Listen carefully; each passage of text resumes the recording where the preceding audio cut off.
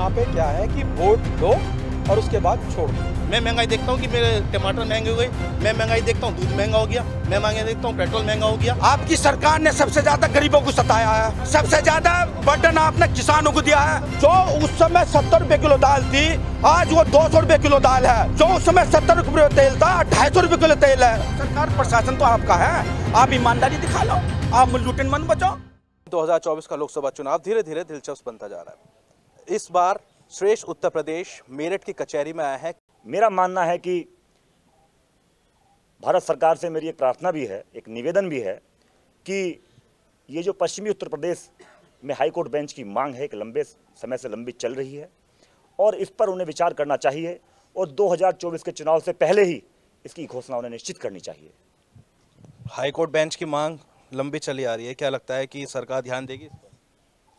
अभी तक तो दिया नहीं, बहुत आंदोलन आप लोगों ने भी कर लिया। देखिए, ये जो हाई कोर्ट बेंच की मांग है, ये कोई ये नहीं कि पर्सनल वकीलों की मांग है या इसका सीधा बेनिफिट हम वकीलों को ही होगा। इसका जो जितना बेनिफिट है वो एक आम जनता के लिए है। जब तक जनता को अंदर ये जागरूकता पैदा नहीं होगी कि हाई कोर्ट बेंच के यहाँ पश्चिम उत्तर प्रदेश में आने से उनको क्या बेनिफिट है। अब आप ये समझ लीजिए, गवर्नमेंट एक तरफ ये भी कहती है कि सस्ता न्याय सुलभ न्याय, और यहाँ से हाई कोर्ट की बेंच की अगर आप डिस्टेंस काउंट करेंगे तो 700 किलोमीटर पड़ती है।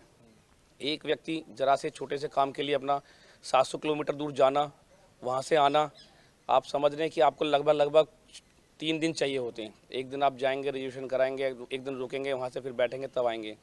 तो मेरा मानना ये है कि मांग ये आपसे पहले काफ़ी पहले पूरी हो जानी चाहिए थी, जो अभी तक किन्हीं कारणोंवश राजनीतिक प्रभाव से कह सकते हैं हम कि जो नहीं हो पाई।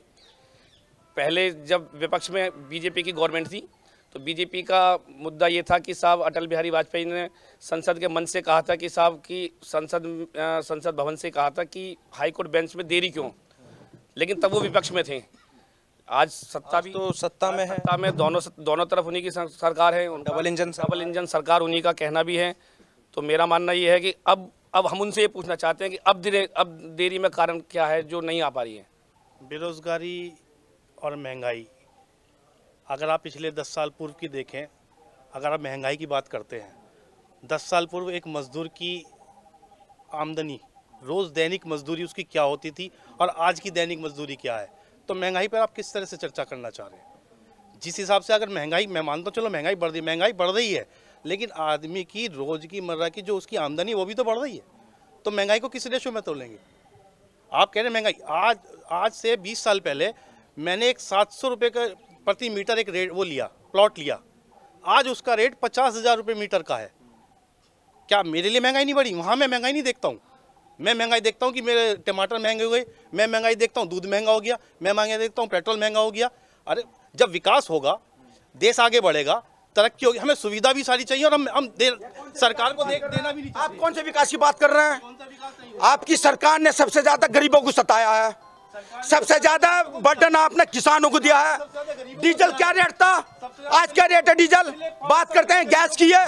मजदूर आदमी जब जो ये सड़कों की बात, राशन ओनली गेहूं देते हैं, ओनली गेहूं, गेड़ा चावल देते हैं, गेड़ा चावल। गली गली मोहल्ले में थैला लेकर आता है कि चावल बेचो, चावल बेच देते हैं, उसकी कच्चियां बढ़ती हैं। राशन की, राशन में गेहूं दिया है बस इन्होंने। क्या है राशन? वो उसमें आटा, वो नमक नहीं डलेगा, उसमें प्याज नहीं डलेगी क्या, उसमें बथुआ नहीं डलेगा क्या, उसमें गाजर नहीं डलेगा क्या, तेल नहीं डलेगा, मसूर की दाल, हट की दाल। जो उस समय 70 रुपए किलो दाल थी, आज वो 200 रुपए किलो दाल है। जो उस समय 70 रुपए तेल था, 250 रुपए किलो तेल है। बताइए। देखिए, आप बोलिए, अगर आप बोल लिए हो तो मैं बोलूं फिर? आप इनकी आप इधर आइए। सरकार ने क्या था, 25 साल की सड़कों की बात कर रहे हैं। 25 साल से वो योजना केंद्र सरकार की, जो 25 साल से वो अब तक सड़कें पूरी नहीं हुई। बात कर रहे हैं उसकी अखिलेश सरकार की।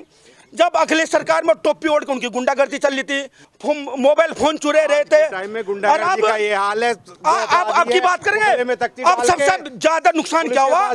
युवाओं का नुकसान, रोजगार नहीं है, रोजगार सारी बंद हो चुकी है, जो आस्था का विषय था। देखिए, मैं आपसे एक बात कहना चाहता हूँ, हम लोग एक अधिवक्ता हैं। अगर अधिवक्ता के माध्यम से अगर मैं आपके मन से कुछ कहना चाहता हूँ तो ये कहूँगा, मैं किसी पर्टिकुलर एक पार्टी की तारीफ नहीं कर रहा हूँ। मैं पर्टिकुलर किसी एक पार्टी की तारीफ नहीं कर रहा हूँ। मेरा कहना यह है कि अधिवक्ता की 60 साल की डेट से पहले जो हमको पैसा मिलता था तो वो 50,000 रुपये एक डेथ के बाद मृत्यु योजना निर्धारित थी जो मिलती थी। अखिलेश सरकार जी ने उसको 50,000 से बढ़ा के उस अमाउंट को 5 लाख कर दिया।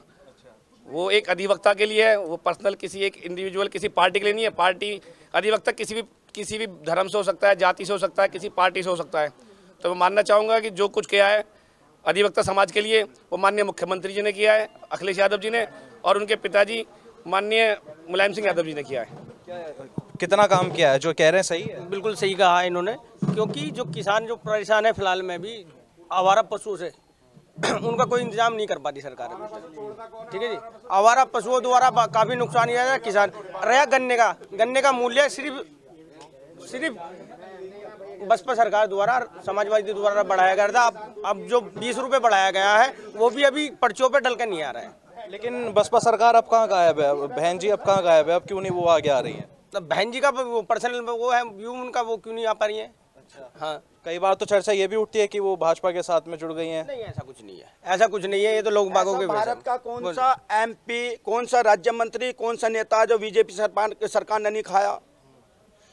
डर के मारो वो घर में बढ़ गए, उन्हें जेल भिजवा दिया, उनकी संपत्ति खत्म कर दी। इनका कहना ये है कि हम अपराध कर ले और हमें सजा ना मिले और सरकार बस हमारी सुनती रहे, चलती रहे, इन्हें सजा नहीं मिले। ये कितने ही भ्रष्टाचार करें, कितने अपराध करें, इन्हें कभी कोई मतलब नेताओं को जेल नहीं होनी चाहिए।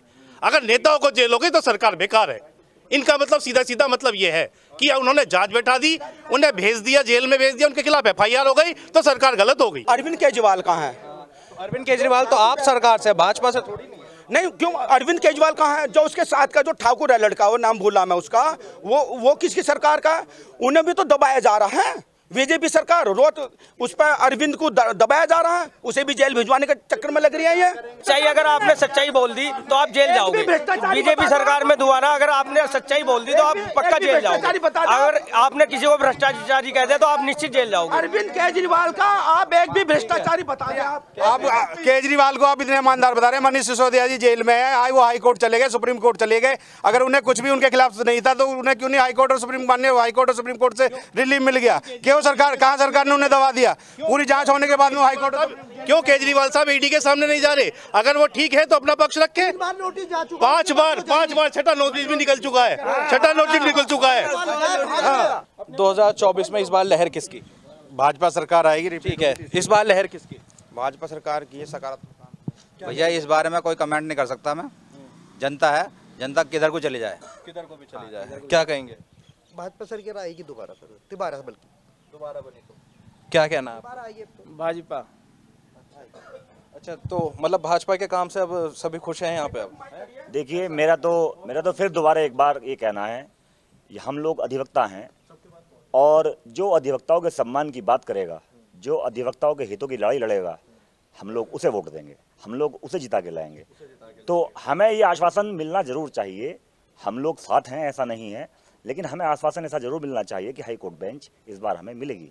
मुद्दा हाई कोर्ट बेंच, मुद्दा हाई कोर्ट बेंच का है। आप ये समझ लीजिए, आप जिस धरती पर जिस जगह आप खड़े हैं, यहाँ से आपको 7 हाई कोर्ट पास पड़ती हैं, इंक्लूड पंजाब हाई कोर्ट भी, आप पाकिस्तान हाई कोर्ट भी आपसे पास पड़ती है, लाहौर लगती है, दिल्ली हाई कोर्ट आपके पास यहाँ से पास पड़ती है, चंडीगढ़ हाई कोर्ट आपके यहाँ से पास पड़ती है, उत्तराखंड हाई कोर्ट आपके यहाँ से पास पड़ती है। यहाँ पे भी हाई कोर्ट बेंच चाहिए। हमारी अपनी पर्सनल हाई कोर्ट है, वो हमारे यहाँ से 700 किलोमीटर दूर है। ठीक है, हाई कोर्ट बेंच मांग, हाई कोर्ट बेंच की मांग हमारी बरकरार है, उसकी हमें रिक्वायरमेंट है, वो चाहिए जरूर। बैलेट पे बस होगा तो उनके हाथ EVM कैप्चर्ड, EVM तो उनके हाथ में है, जो वो चाहेंगे वही हो रहा है। ठीक है, क्या कहेंगे इस बार मुद्दा क्या रहेगा चुनाव में? 20 साल बीजेपी रहेगी। मुद्दा क्या रहेगा? बीजेपी आएगी। मुद्दा कुछ नहीं है, बस ठान लिया दिमाग। ये कह रहे हैं EVM हटाओ, देश बचाओ। बैलेट पेपर लूट जाते थे, गड़बड़ी होती थी, वो होना बंद हो गया EVM जब से आया है। इसीलिए इन्हें दर्द है केवल कि EVM हटा। सुप्रीम कोर्ट ने EVM को मान्यता दी है। अगर जब EVM सब ठीक होती हैं, बाकायदा इलेक्शन कमीशन ने आपसे आपत्ति मांगी थी, उस समय कहाँ थे आप लोग? चलो अब तो सरकार प्रशासन तो आपका है, आप ईमानदारी दिखा लो, आप लूटन मत बचाओ भाई। मिलिट्री आपकी, दिल्ली पुलिस आपकी, उत्तर प्रदेश पुलिस आपकी, पूरे भारत सरकार की पुलिस तो आपकी है। ठीक है, तो देखिए ये आज हम जो है श्रेष्ठ उत्तर प्रदेश कचहरी में पहुंचा था, थोड़ा गर्मा गर्मी का माहौल जरूर रहा, सबने अपने मुद्दे रखे, लेकिन जो एक मांग सब लोगों के बीच की है, वकीलों की खासतौर से, वो है हाई कोर्ट बेंच की, जो कि पश्चिमी उत्तर प्रदेश से लगातार उठ रही है। और इस बार उम्मीद यही है और मुद्दा भी यही रहेगा वकीलों का कि हाई कोर्ट बेंच की मांग जो है, जो सरकार उसको पूरा करेगी वो सरकार सत्ता में दिखाई देगी। वीडियो जर्नलिस्ट राजेश शर्मा के साथ प्रत्युष शर्मा, श्रेष्ठ उत्तर प्रदेश, मेरठ।